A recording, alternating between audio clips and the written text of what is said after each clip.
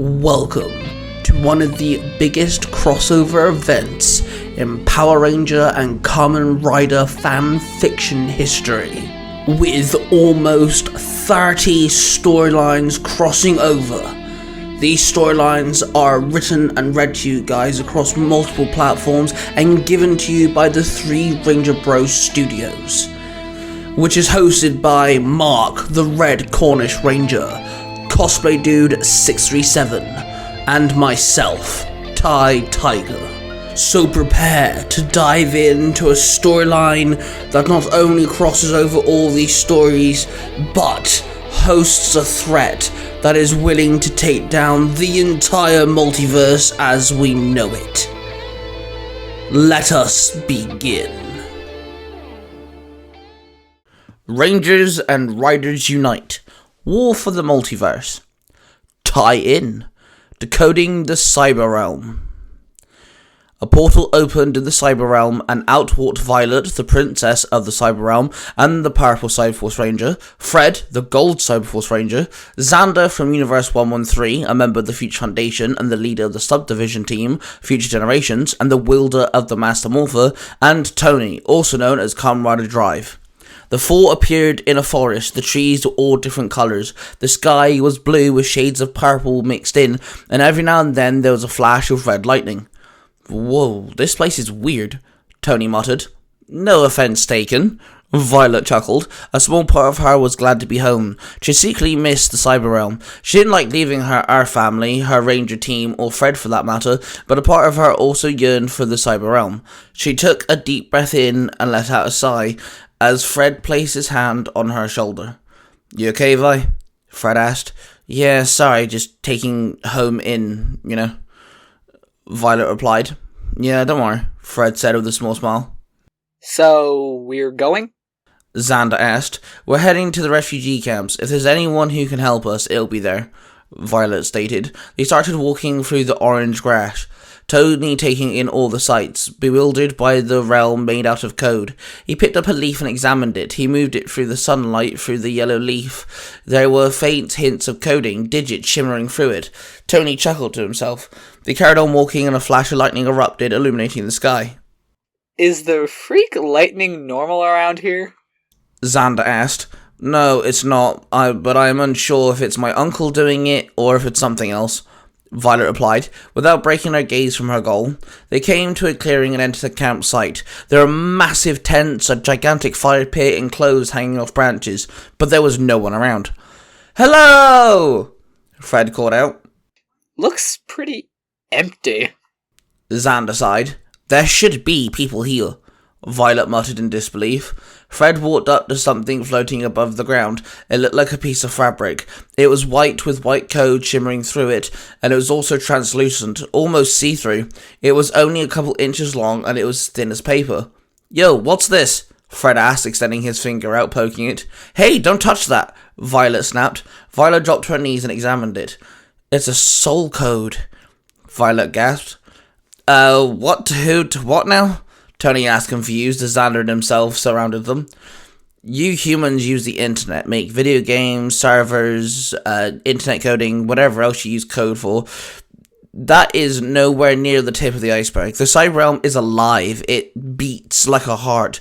It literally has a heart. Its power is so unique and strong and pure. I mean, hell, beings from the Cyber Realm are made out of coding. I'm made out of coding.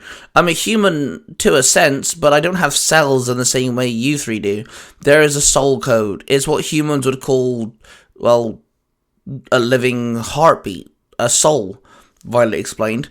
"Okay, so another question is, why is it here?" Tony asked. "It means someone has died here," Violet said with a harsh tone. She stood up and dusted herself off. "Hey, I'm sorry, Vi," Fred sighed, wrapping his arms around her. She buried her head in his chest and he stroked her hair. She pulled herself away and wiped away a tear, when suddenly the ground shook for a moment. "We have to check on the heart now," Violet stated. "Is that even possible?" Fred asked her. "Only those of royal blood can get to it," Violet replied. Then Xander tapped Fred on the shoulder. "Guessing they aren't part of the welcoming committee?" Xander stated, pointing at a horde of skeleton warriors advancing toward them. "Stickers!" Fred called out. Everyone dropped their fighting stances. The stickers engaged in a fight. They swung their swords and threw their bony fists. Violet ducked down, allowing a blade to swing overhead. She then stood up and punched the skeleton in the face. Then she wrapped her hand around the skull and placed her foot on its chest and pulled the skull off its body. Fred dodged and weaved between two sword attacks. Then he grabbed one sticker by the wrist and kicked it. Then he turned to the other sticker as it threw a foot out. He grabbed it by the foot and threw it up, flipping it over. Xander slammed his robot fist into the ribcage of a sticker and lifted it up, swinging it around, using its legs to whack other stickers away.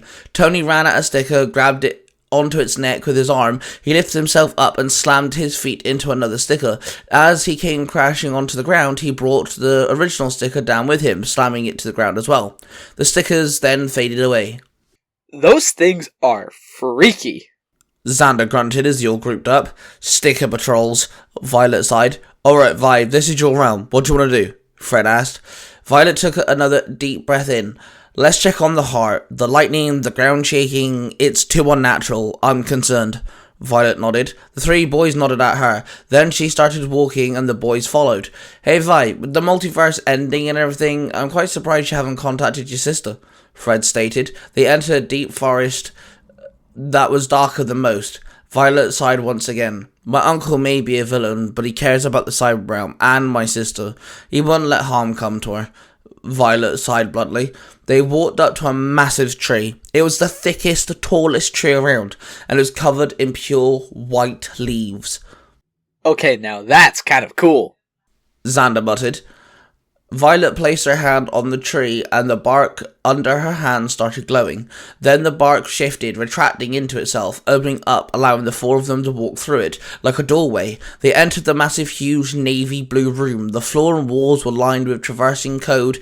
In the center was a massive white bulb. It looked like a plant bulb with data coding rippling through it, but it was just gigantic. It was surrounded by tubes of energy shielding it, and there were outside of the shield was three fadenizers. One of them had its arms inside the shield, trying to rip it open or break it. The other two were guarding it.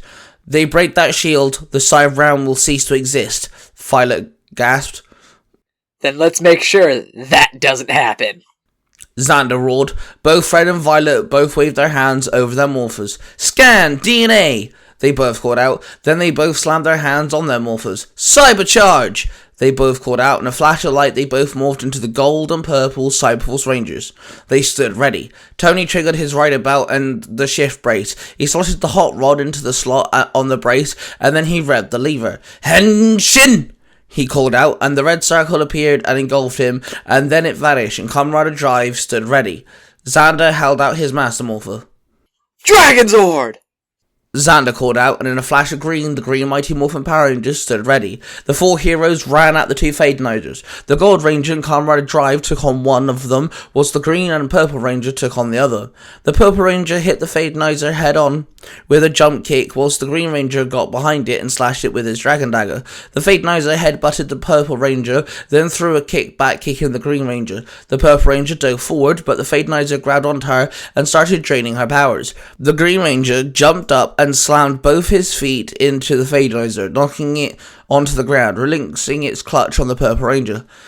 Thanks, the Purple Ranger grunted.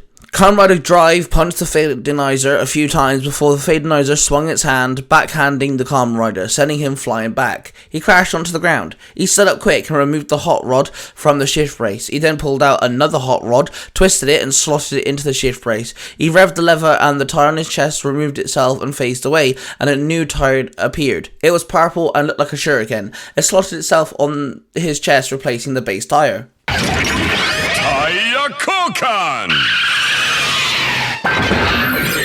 Midnight Shadow! With his next form, he summoned a big purple shuriken and threw it at the Fadenizer. It dived forward, slipping between both the shurikens, and it jumped and flipped over Drive, landing behind him. It kicked Drive in the back, making him stagger forward. The Gold Ranger jumped over Drive, kicking the Fadenizer away. Then they exchanged blows. Simultaneously, the Fadenizer summoned his Rainbow Quasar Saber, and the Gold Cyberforce Ranger hit the weapon icon on his morpher and summoned his cyber scimitars. The gold Cyberforce Ranger and the Fadenizer entered a dance, blade against blade. The sound of metal clashing metal echoed throughout. The Fadenizer was trying to break down the barrier, managed to force both hands in. Then it pulled the barrier from each other, enough that it was now able to strain it to a point where it deactivated. The Fadenizer then placed its hand on the bulb, the heart of the cyber realm, and started to absorb it, the data coding rippling through the Fadenizer's hand. The Purple Ranger clocked the events occurring. She tried to run to stop it, but the Fadenizer in front of her slashed her with its sword, knocking her to the ground. The Green Mighty Morphin Ranger dived at the Fadenizer and kicked out, but the Fadenizer countered with its own kick, knocking him to the ground. The Fadenizer absorbed the bulb, the entire Cyberforce realm's life force now coursing through its body. Suddenly, the room they were in faded away, leaving them once again in the forest. The Cyber realm started shaking. The trees and animals started glitching like they were turning through a static television. The purple Cyberforce Ranger's suit glitched away, leaving Violet powerless. The Gold Ranger swung his sword, catching the Fadenizer across the chest. Then the Fadenizer jabbed its sword into the Gold Ranger. The Gold Ranger spun his sword, ready to deflect the attack, when suddenly his suit and sword glitched out of existence. The Fadenizer's sword stabbed right through Fred's stomach, and the Fadenizer grabbed onto Fred's face. As he dropped to his knees, blood spilled out of his mouth. Pain filled Fred, but he had no fight in him. He looked over to Violet, who stood there staring at him. Shock, pain, and horror drenched her face. She was powerless and afraid. Fred's life force was being drained from him, leaving nothing but a skeleton. "Fred! No! Fred!" Violet screamed, her voice breaking, tears running down her cheek. The cyber realm started cracking. The sky glitched out of existence. The three Fadenizers opened a portal and walked through it. Violet ran over to Fred's skeleton. Her cries roared out as the cyber realm fell apart around her. After a couple minutes of trying to move Violet away from Fred's skeleton, the realm finally vanished, leaving them standing in complete darkness. Suddenly a portal opened and Mikhail walked out of it. "Come on, move now!" Mikhail ordered. Comrade Drive and the Green Ranger grabbed Violet and dragged her from the skeleton left in the darkness that was once the cyber realm. The portal closed, and the cyber realm was no more. What you have just listened to is a product created by the Three Ranger Bros Studio. Hosted by three cosplaying fathers who happen to be massive geeks of all sorts of fandoms. They are Mark, the Red Cornish Ranger, Cosplay Dude 637, and Ty Tiger. The studio covers different types of YouTube videos, TikToks, podcasts, and live streams. If you wish to find out who cosplays who, the YouTube channels, the TikTok accounts, and the podcasts, and all of the other social media platforms, please go to the 3rangerbrostudios.com.